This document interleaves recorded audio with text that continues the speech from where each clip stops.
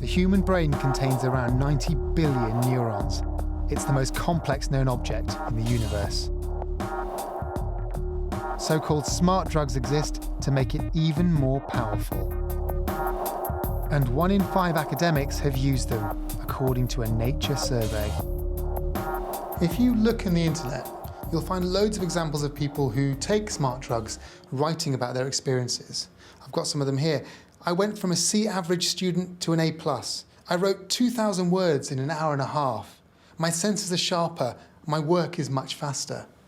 Now, I'm always putting things off, dreading the big pieces of work that I have to do. If these drugs could help me out on that, I mean, I'm really tempted to try one.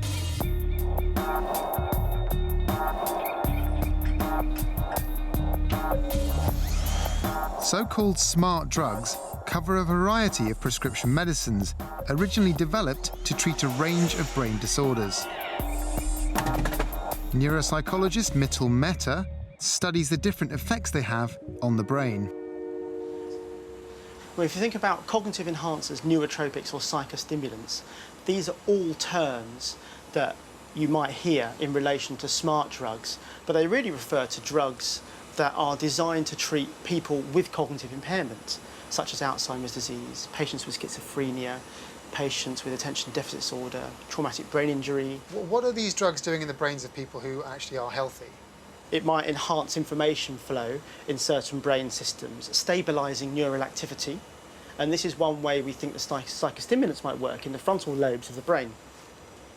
Another way they might work is by enhancing the signal-to-noise ratio, so making the signals a bit clearer in the brain.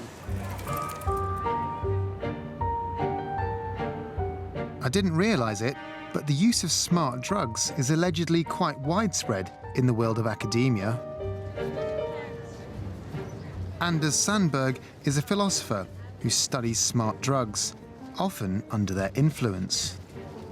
My main cognitive enhancer is, of course, caffeine, but I do use modafinil, which is a prescription drug originally intended for narcolepsy, but I'm using it for alertness and sharpening in my thinking. What should people be wary of before taking something like that?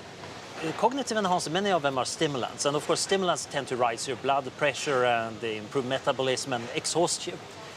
But also you can think about memory enhancers. Well, they affect memory systems. You might learn a little bit too much. You can go a little bit obsessive.